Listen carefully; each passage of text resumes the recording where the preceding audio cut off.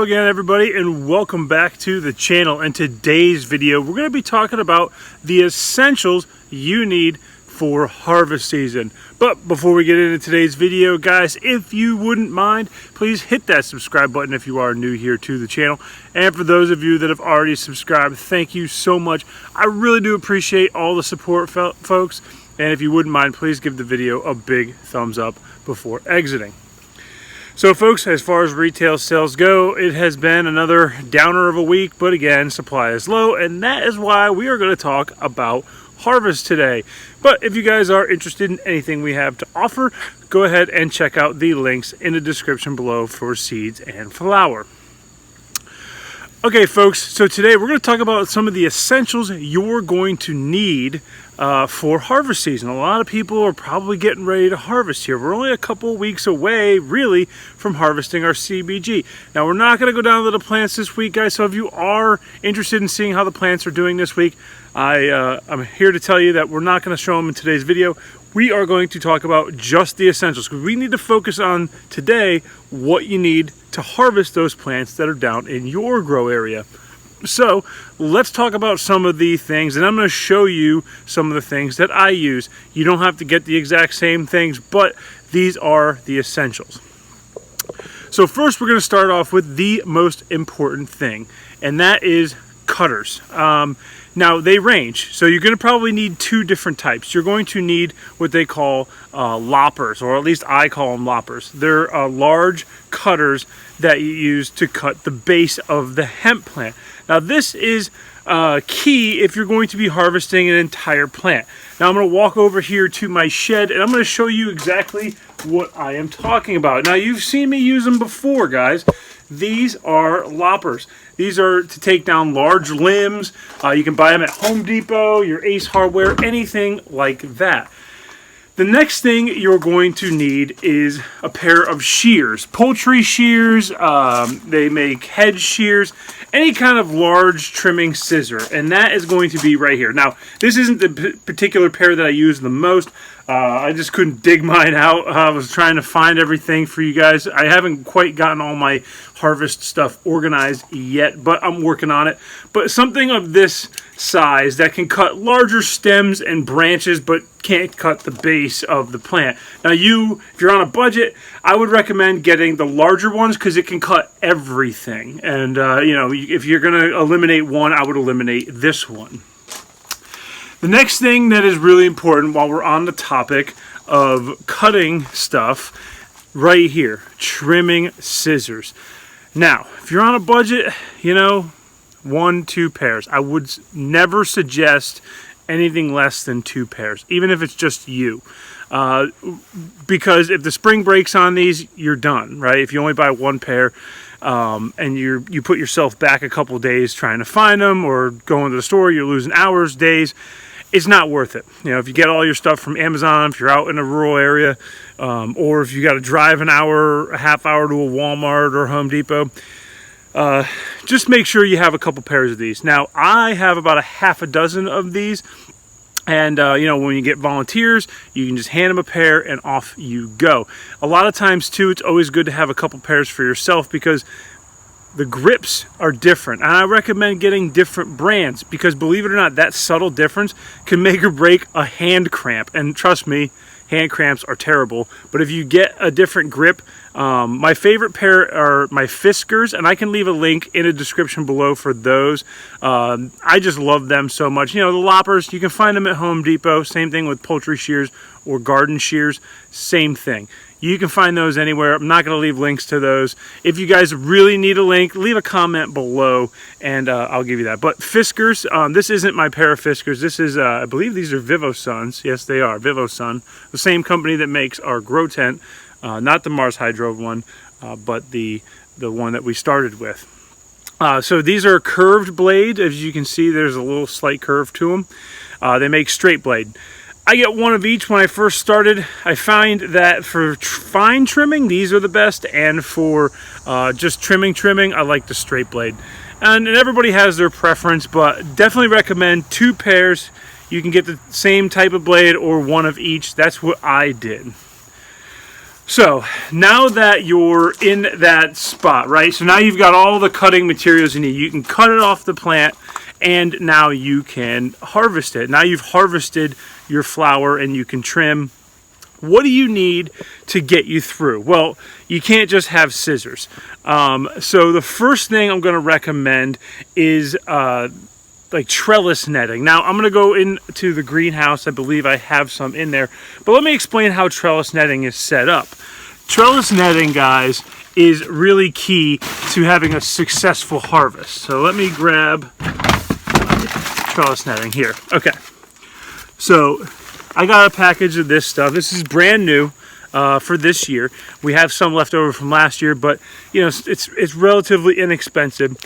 And here it is. It's just webbing, trellis netting.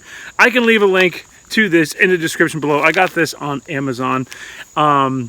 And what you do is if you're limited for space, you can vertically hang branches. This stuff can make a small space very, very efficient, and that's what we do. We only have a small shed. We make it very efficient, and we use trellis netting. One other way to save space. Now this is something we're going to do a little bit more of this year. Last year we did it for all of our small buds, and we plan on harvesting more small buds this year because we had such a great reaction to the small buds. A lot of people really, really like them. So I'm going to bring this out. I'm going to show you what this is. This is a rack dryer. See that? And it's got compartments. I'll turn it around here. Okay, and you put your hemp flower right in there, you zip it up, and you can even label it. That's what I do. Now that hangs from the ceiling down. I've got a few eye hooks in my shed, and I hang them down and I put them in. That is a really, really great way to dry small flowers. We found it to be very efficient last year, and I definitely plan on using it again this year. I actually bought another one. I have 2 racks. I will have 3 racks this year and may even expand to 4. So now that you've seen the drying side of it, so we've gone through the cutting and the drying, now we're going to talk about another phase of the drying. Now, you can just hang them and really hope for the best, but I will tell you, the best way is to have moving air.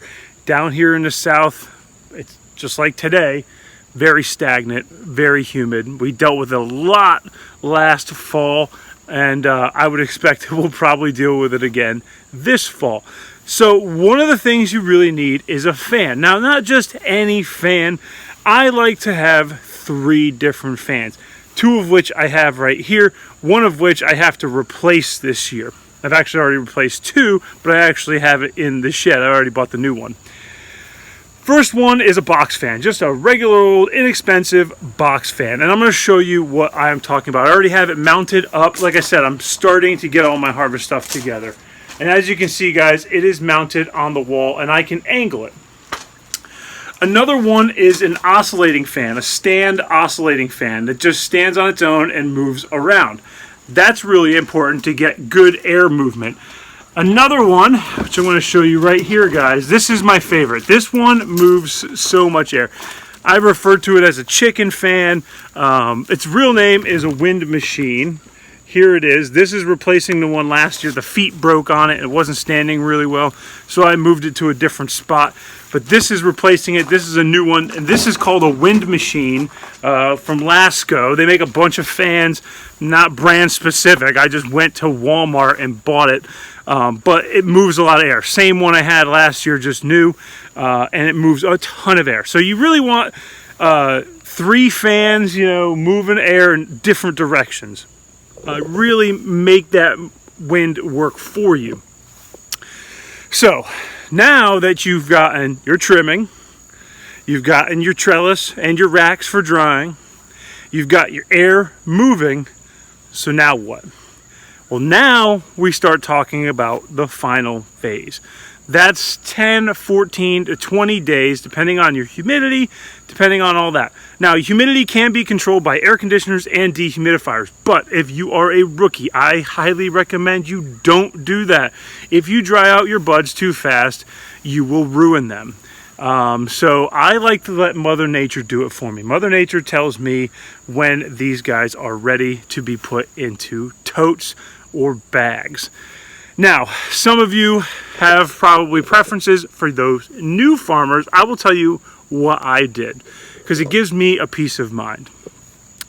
There are clear leaf bags. Now let me bring you over. I believe I have one still with some old cherry wine in it that we have to dispose of. But let me show you what I'm talking about. Let me come in the shed here. Let's see. Here we go. Clear leaf bags. See how you can see everything through them. Those are old junk flowers that just need to go to compost. But regardless, what I'm saying is that you want that clear bag. You got to keep it out of the sunlight, so it's got to stay in your drying shed. And the reason why I like the clear bags is because you can see what's going on in there. If for any reason mold were to break out or something didn't end up being right, too much moisture in the bag, you'll start seeing the condensation on the bag. Open it up, air it out, fix the problem. With the black bags, yes, you block that UV light, which is detrimental to the hemp flower, but you have no idea what's going on in there. And there could be moisture. At the bottom of the bag, you have no idea. You know, there could be mold, bottom of the bag, you have no idea. You have to dig through the entire bag. So the clear bag, as long as it's in a dark space, is going to be fine. So that's what I recommend. Then after that, you can get them into a tote, you know, or whatever. But I recommend once you pull them off the trellis and the racks, put them into clear bags for at least a couple more weeks, and then you can organize them into totes. And that's what you're going to need next, folks, is something to store long term. Now, I like tough totes. Home Depot sells them, Walmart sells them, Lowe's sells them. I'm sure you can find them on Amazon. And what I mean by tough tote is, let me show you over here. I got one in the greenhouse right here. You know, just yellow top, seals up, real nice, real easy. So tough totes, that is what I use. So after that, when everything is all said and done, what do? Well, you can do one of two things. And I didn't bring these things out today because we're going to cover this probably later in the fall, because we are a good ways away from this step. But it's something to start considering, because this stuff does sell out and it starts getting back ordered a little bit. Number one thing is a trim tray. And to know what I am talking about, I will leave a link in the description below for what I am talking about. There are several different companies out there: trim bin, trim tray, yada, yada, yada. All you need to know is you need one. It has a screen, a bottom, and a top. That screen catches keef, so while you're trimming your dried, cured hemp flower, you'll actually catch some extra stuff down there that you can make your chocolates or your gummies or whatever you want to do with it. The other thing that I like, because we are on a semi-large scale here, it's me and my wife, and every now and then we have a volunteer, I have a trim bag. Now, you don't need to use a trim bag. We love Trim Bag. The guys at Trim Bag are great. I absolutely love them. They're a fantastic company. Can't speak enough good about them. But there are other things available. Tom's Tumblers, stuff like that. But you want a large trimmer. If you're going to be growing more than, 25 plants, you really, really, really need to have a trimmer. Some sort of large-scale trimmer. It's just a necessity. But like I said, we will get into that stuff much later on down the road. But that is what I have for you guys today. If you guys have any questions about this stuff, go ahead and leave a comment on the video. If you guys need a specific question answered, go ahead and email me. Find me on Instagram and Facebook. And always follow us on Instagram, guys. If you like daily updates, if you want to see the plants throughout the week, go ahead and follow us on Instagram. We update that at least once every couple days. We try to stay on top of it, but we are really busy here on the farm. But that is all I have for you guys today. So I hope you all stay happy, healthy, and I will see you in another video.